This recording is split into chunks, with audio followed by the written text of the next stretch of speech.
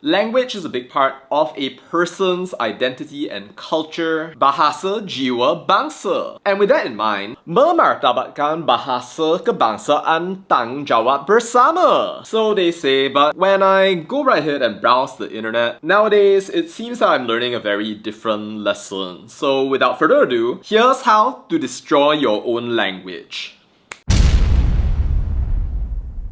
So poops, destroying your language is a 4-step process, so make sure to watch this video all the way to the end. Step number 1, force people to speak the language. Just act entitled. You would have seen, just in the past couple of days, a comment from Hunter797 that said, "We, rakyat Malaysia, harus cakap Melayu. Don't care what other people say. Ini kan Malaysia." And there you can see it. Tell them that somehow they have to speak it, guilt trip them, insist that if they are Malaysian, then they must speak it. Otherwise, they're not being a good Malaysian. Lucutkan kewarganegaraan. To which I responded by saying, by your writing that comment, you've made it so I will refuse to speak Malay to you in any way, shape or form, and from my perspective, your culture can just die. You're not entitled to my conversation. You're welcome. Who died and made you language king, Sapu? Because as far as I know, you can speak both English and Malay in this country with no issues. There isn't a constitutional provision that says that you have to speak Malay everywhere, right? You can respect the national language, but if you're trying to force me to speak it because it's your selfish choice and you're too dumb to speak English, then should I be listening to you? Of course not, you idiot.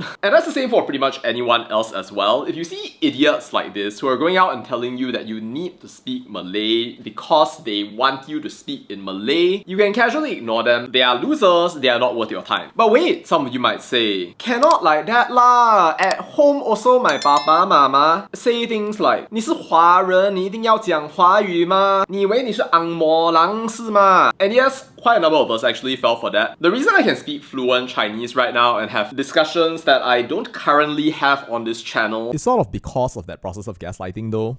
I kind of want to make a Chinese video one day though. We will see, we will see. Though this then brings me to step number 2 for how to destroy your language. Provide no value. So poops, let's be real for a moment. This video is titled How to Destroy Your Own Language. So it's not exclusive to Malay, it could very well be Chinese, and given how freakishly hard the Chinese language is, and how sometimes parents, relatives, or whoever can be extremely toxic in trying to force their kids to learn it, let me tell you that it is a candidate for disappearance, but it does not disappear, it has not disappeared, because it is useful.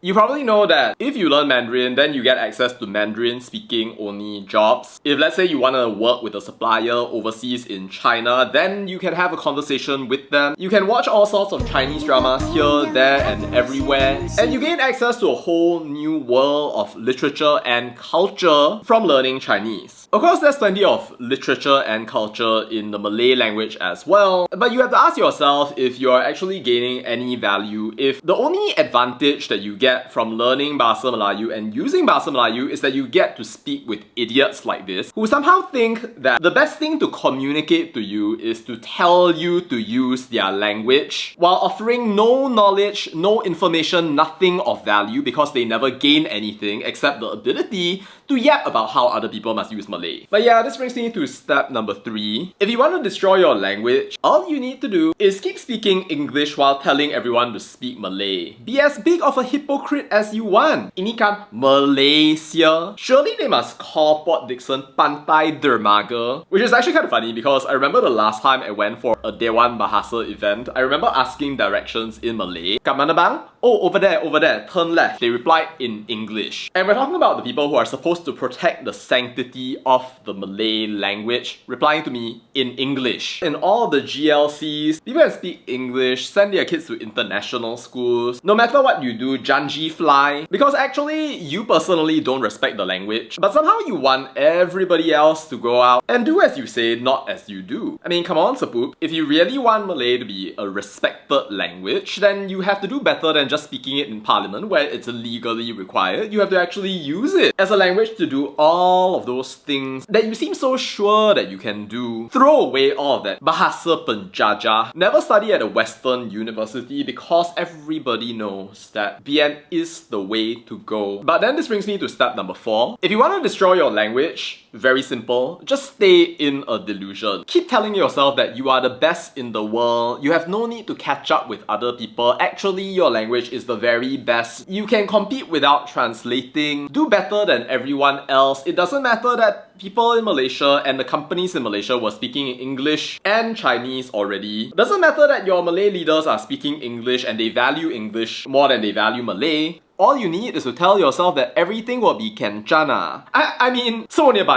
baik. That's right. Keep telling yourselves that everyone is gonna follow along with your little plan. It doesn't matter how rude people are, how entitled they are, or how little common sense they have in actually making the language grow. It is inevitable that everybody will end up learning Malay, using Malay with all their hearts, minds, and souls, and everything will be semuanya baik. Because actually, it's not gonna be that way. People will recognize the hypocrisy, the delusion. Politicians will talk about how everybody needs to speak Malay but then send their kids for English classes or run away while trying to rule over the people of Malaysia, telling them jati diri is so important, while by the way their own family becomes unable to speak the language. So poops, I'm not trying to deny the role of DM in our society today or that it is an important component of national identity, but I think if we really want to follow the command of the king in accepting the Malay language, otherwise lebih baik jangan duduk Malaysia, I think you really need to wake up and smell the coffee, because if you actually want to grow the influence of the Malay language, you need to understand how people will actually react in real life to the way that people have been trying to so-called promote the Malay language. And as far as I can see, if the people telling you to speak Malay are rude, entitled, offer no value, and live in a delusion, I don't see the point of communicating with them or making a special effort beyond what is legal in the first place. It would be a very different story if the people who spoke Malay were actually strong, bermaruah, and if that were true, then I think that people would just end up wanting to speak Malay. It doesn't matter where it is that they are from across the entire world, you would have not just random American ambassadors or orang putih eating nasi lemak and then saying it is sedap only to get 2,000 likes. You would actually have people impressed with the developments of Malaysia as a civilization, but that is not the reality today. To quote a Malay proverb, kita kena ukur baju pada badan sendiri. If these so-called Malay language defenders keep on trying to promote the language in their koyak way, well, I have no idea the language is actually going to exist in the next 100 years from now. Well, that's all to say about that. What do you think, Sapoops?